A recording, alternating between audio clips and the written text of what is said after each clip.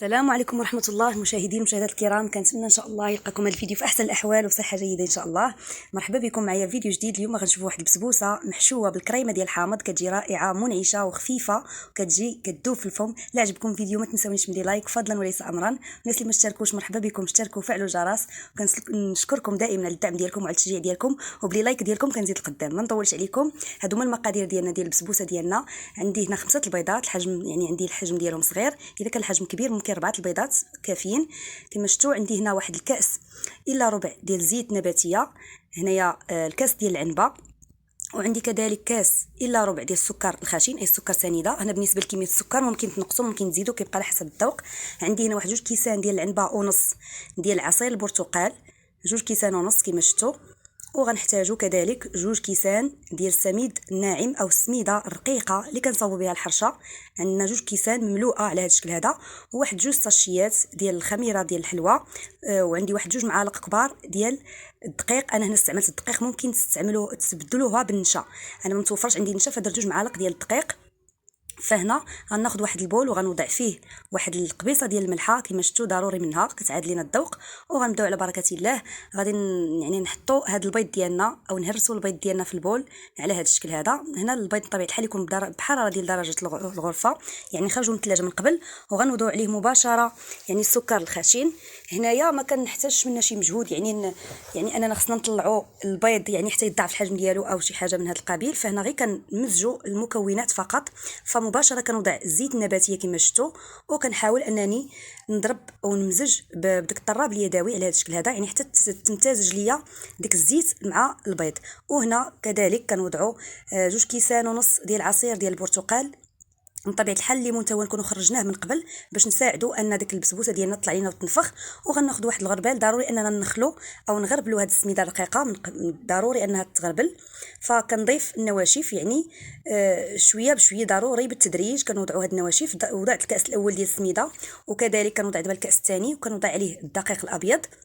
وهنا الخمارات غنخليهم اخر مرحله باش يعطيونا المفعول ديالهم، يبقاو يعني كتعطي من الاحسن الخماره نخليوها في اخر مرحله. فهنا غادي نمزج هاد النواشف مع الخليط ديالي على هذا الشكل هذا كما شفتوا.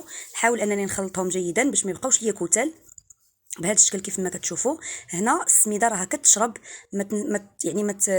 ما تخليوش الخليط، يعني هنا مقادير اللي هي راها مضبوطه جدا، يعني هاد المقادير اللي عطيت انا مقادير مضبوطه يعني 100%. هنا كما شفتوا وضعت 2 ساشيات ديال الخماره كذلك نخلتهم وكنخلط، لان هنا غيبان لكم الخليط انه باقي خفيف لكن السميده راه كتشرب يعني كما كتعرفوا، فباقي غادي يقصاح الخليط ديالنا وباقي غادي يقبط راسو. فهنا نخليو الخليط وندوزو ناخذوا المول على هذا الشكل هذا. خديت مول ندهنو بالزبده، القطر ديالو هنا 30 سنتيم على 30 سنتيم، غنبداو ندهنو جيدا بالزبده ونرجع معكم. هذا هو المول ديالنا بعد ما دهنته بالزبده ولبستو بالسميده الرقيقه نفس السميد اللي استعملت في الخليط. وهذا هو الخليط بعد ما ارتاح في الوقت اللي انا كندهن فيه المول بالزبده. شوفوا كيفاش زاد، يعني زاد الخليط، يعني زاد قصاح وقبط راسو اكثر على هذا الشكل هذا. هو القوام ديالو كما شفتوا. فعلى بركه الله غنفرغ الخليط ديالي في المول على هذا الشكل هذا، يعني كيجي واحد الخليط اللي هو خفيف كما شفتوا على هذا الشكل. فهنا بعد ما غنفرغوا في المول كما قلت لكم، المول عندي القطر ديالو 30 سنتيم على 30 سنتيم، يعني راه تبارك الله كبير. وهذا بالنسبه لهذا المول هذا كيعطي واحد الكميه اللي هي تبارك الله وفيره. فهنا كنحاول نغطي داك المربعات بالخليط ديال البسبوسه ديالي على هذا الشكل. كنحاول انني نطلع فوق منهم الخليط باش من ينتفخ معنا الخليط في الفرن فيجي متساوي على هذا الشكل هذا. فهنا الفرن راه بارد، ما غاديش نسخنو من قبل، غنشعل عليه 180 درجه حتى تنتفخ لي البسبوسه وتحمر من التحت ويتحمر الوجه ديالها، وغادي نخليوها في الفرن ان شاء الله طيب. ونرجعوا نشوفوا المقادير. هادو هما المقادير ديال الكريمه الحامض ديالنا. عندي هنا عفوا 2 القشور ديال حامضات، 2 حامضات يعني حكينا القشره ديالهم وصلناش البيض. وعندي كاس ديال العنبه ديال العصير ديال الحامض. وعندي هنا كاس ديال السكر كلاصي او السكر الثقيل. وهنا عندي 21 غرام ديال الزبده. وعندي هنايا ممكن نستعملوا 2 معالق كبار ديال النشا، انا هنا درت 2 معالق ديال الدقيق. وعندي بيضه واحده، الا متوفر نشا يستحسن. انا درت 2 معالق ديال الدقيق حيت النشا متوفرش عندي. فهنا على بركه الله غناخذ ديك البيضه ونوضعوها فوق القشور ديال 2 حامضات اللي حكيناهم. طبيعه الحال ما وصلناش للبيض باش ما يطلقش لنا المروره. وكنفرغوا الكاس ديال عصير الحامض، وكنفرغوا كذلك الكاس ديال السكر الثقيل او السكر كلاصي. هنا بطبيعه الحال الحلاوه كتبقى على حسب الذوق. وغنوضع 2 معالق ديال الدقيق اللي ممكن تستبدلوهم بنشا الذره. فهنا غنخلطوا هاد العناصر او المكونات هذه جيدا وهي بارده في هذا البول هذا.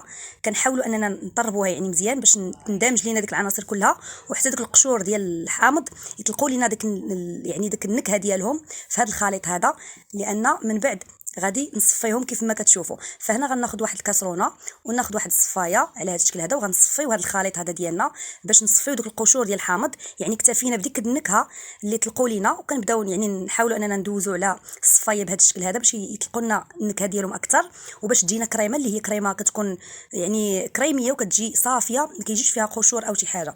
فهنا كناخذ الكاسرونه كنوضعها فوق النار بطبيعه الحال بحال اللي كنخلطوا اي كريمه، مع التحريك المستمر حتى كتبدا ديك الكريمه ديال الحامض تعقد لينا وتماسك. وغتشوفوا القوام ديالها معايا كيفاش غادي يولي. ما كنغفلوش عليها، ضروري اننا كنبقاو نحركوها، يعني التحريك المستمر على نار اللي هي متوسطه، ما تكونش قويه باش ما تحرقش لنا الكريمه ديالنا ويخسر لينا المذاق ديالها. فهذا هو القوام اللي كنحصلوا عليه كما شفتوا على هذا الشكل هذا. صافي هنا نطفيت عليها النار كما شفتوا، وغناخذ دوك القطع ديال الزبده وغادي نوضعهم مباشره فوق الكريمه، وغنبقى نحركهم يعني غيذوبوا لينا في الحراره ديال الكريمه فقط، ما غاديش نشعلوا عليهم النار. يعني كيعطيونا هاد القطع ديال الزبده كيعطيونا واحد اللمعه لهاد الكريمه، وكيخليوها تجي كريميه اكثر، وكتجي صراحه كتجي فيها واحد المذاق زوين. وكما كتشوفوا اللمعه ديالها راه كتجي رائعه، وكتجي من ألذ ما يكون، بسيطه ولا اسهل من هاد الكريمه ديال الحامض. وندوزو نشوفوا هنا السيرو اللي غنسقيو به البسبوسه ديالنا. هنا درت واحد 2 كيسان ديال عصير ديال البرتقال اللي عصرته وصفيته بالصفايه باش حيدت منه دوك يعني داك اللب اللي كيدوز. وهنا غنوضع عليه 2 ساشيات ديال الفاني. هنا ممكن اننا نوضعوه نسخنوه يعني يغلى معنا بشريطه ان يكون البسبوسه تكون بارده. فاذا كانت البسبوسه سخونه فانا هنا ما غاديش نسخن السيرو. البسبوسه هنا يلا خرجتها من الفران باقا سخونه كما شفتوا، كتجي على هذا الشكل هذا، كتجي طريه وكتجي رطبه، ما كتجيناش قاصحه نهائيا يعني قبل ما نسقيوهاش كاع. فغادي ناخذ واحد الكيردون على هذا الشكل هذا، وغنحاول اننا ندير فيها واحد الثقوب باش نعاونوا ان داك السيرو يدخل لينا في ديك البسبوسه ويتغلغل لينا فيها لداخل باش تجينا مسقيه وتجي يعني كتذوب في الفم ان شاء الله، وكتجي معلكه كذلك. فهنا كنحاول اننا ندير الثقوب كيف ما شفتوا على هذا الشكل هذا. فانا هنا راه باقا البسبوسه سخونه يعني يلا خرجتها من الفران مباشره كناخذ هذاك السيرو اللي هو عندي بارد. دائما كيكون العكس، الا كان البسبوسه سخونه فكيكون السيرو بارد، والا كان يعني كيكون العكس. فهنا كناخذ واحد الكميه اللي قليله من طبيعه الحال، وكنسقي هذا الوجه هذا اللي هو غيولي هو الاسفل ديال البسبوسه ديالنا. يعني كنسقيوها على هذا الشكل باش ينزل لينا في البسبوسه وتجينا مسقيه جيدا. هنا كما شفتوا الكميه اللي وضعت غير هذه الكميه كافيه. فانا غنحاول انني نخليها هنايا واحد كما شفتوا، كنحاول ندوز داك السيرو في البسبوسه ديالي بهذا الشكل هذا. فهنا غنخليها واحد 2 دقائق حتى ل 3 دقائق، يعني غير تشرب لينا شويه داك السيرو باش غتساعدنا اننا نقلبوها.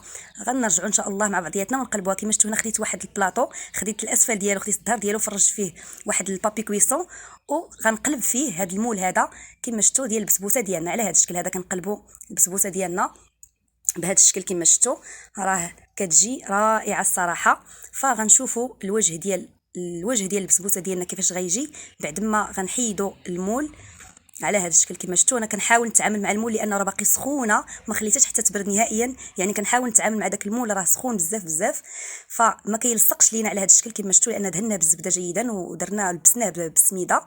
فكيجي على هذا الشكل هذا، كتجي محمره، كتجي الصراحه رائعه. كيجي محمر الوجه ديال البسبوسه ديالنا على هذا الشكل، وكيجيو يعني هاد الحفر هادو هما اللي غنعمروا بالكريمه او غنحشيهم بالكريمه الحامض ان شاء الله. فغندوزو على بركه الله. كما كنحاول نوريكم انها راه كتجي طريه وكتجي يعني كتجي فتيه وكتجي رطبه، يعني بدون ما نحتاج انني نسقيها، لكن من كنسقيوها كتزاد طراوه وكتزاد كتولي معلكه الصراحه، كتجي كتذوب في الفم. فغنبدا على بركه الله، غنحاول انني نسقي ليها الوجه ديالها بهذا الشكل هذا. كناخذ السيرو، كنحاول انني هاد الكميه ديال السيرو او كميه ديال البرتقال مع ديك الفاني فغنوزعها كلها على هاد الوجه ديال البسبوسه. وكذلك كنخوي حتى في دوك الحفر اللي هما الوسط، كذلك حتى ما كنسقيهم باش تجي مشربه يعني البسبوسه ديالي تكون مسقيه، يعني قياس واحد وتجي كلها مسقيه. فعلى هذا الشكل هذا كما شفتوا غنبقى حتى غنكمل الكميه كامله ديال السيرو اللي عندي على هذا الشكل هذا كما شفتوا. فانا ما السيرو ما درتش فيه يعني كميه كثيره ديال السكر، فقط اكتفيت بالساشيت الفاني. هذا هو القوام ديالها كيفاش كتجي بعد ما كنسقيوها، كتجي رطبه رطبه بزاف. فهنا غناخذ واحد البوش وغنوضع فيه الكريمه الحامض، وغنبداو على بركه الله نعمروا هاد الحفر هادو او هاد الثقب هادو بهاد الكريمه هادي. غنحشيوهم بالكريمه ديال الحامض، كتجي رائعه وكتجي لذيذه هاد الكريمه هادي كما كتشوفوا على هاد الشكل. فغنبقى مستمره بنفس الطريقه حتى غنعمر يعني هاد الحفر كامله او هاد الثقب اللي في المول، هاد المربعات على هاد الشكل. وهذا هو الشكل النهائي ديالها كيفاش كتجي رائعه، وكتجي من ألد البسبوسات اللي ذقت الصراحه. كتجي خفيفه وكتجي مسقيه وكتجي رطبه رطبه، وكنعرفوا داك الكريمه ديال الحامض كتجي لذيذه لعشاق الناس ديال الحامض. الصراحه كتجي هاد الكريمه ديال الحامض كتواتى مع هاد البسبوسه بزاف، وكتجي من ألد ما يكون، خفيفه وسهله التحضير يعني، ومقادير اللي هي بسيطه، ومكونات ديالها ان شاء الله تكون متوفره في كل بيت. فانا غنشوف معكم واحد القطعه منها ان شاء الله. فهنا الناس اللي ما كيبغيوش الكريمه ديال الحامض ممكن يستبدلوها باي كريمه، ممكن ديروا غير غاناش ديال شوكولا وتعمروا بها. فهنايا انا صراحه كنفضل هاد الكريمه هادي مع البسبوسه، كتجي متواتيه بزاف. ممكن نديروا كريمه عوض من نديروا الحامض نديروا كريمه البرتقال، فكتبقى الاذواق كتختلف يعني، كل واحد على حسب الرغبه ديالو. فكيجي الصراحه كتجي هاد البسبوسه عفوا كتجي رائعه، كتجي خفيفه، واحد المذاق ديالها راه يا سلام. غنقسم معكم القطعه ديال البسبوسه وغتشوفوها كيفاش كتجي من الوسط، كيفاش ديك الكريمه حتى هي يعني كتاخد يعني واخده الحصه ديالها في وسط ديك البسبوسه. يعني كتجينا البسبوسه كريميه مع داك لا كريم الكريمه ديال الحامض. واحد المذاق صراحه رائع. كنتمنى ان شاء الله تجربوها وتنال اعجابكم. الى عجبكم الفيديو كنتمنى ما تنسونيش من لي لايك فضلا وليس امرا. والناس اللي ما اشتركوش مرحبا بكم، اشتركوا وفعلوا الجرس باش يوصلكم دائما الجديد. وراه بلي لايك ديالكم باش تشجعوني وكتعطيوني يعني كتحمسوني اكثر انني نزيد ونعطي المزيد ان شاء الله. وكنتمنى الفيديو ديال اليوم يكون خفيف ظريف على قلوبكم. كنتمنى تجربوا هذه الوصفه، والى فيديو مقبل والى وصفه مقبله. الى اللقاء.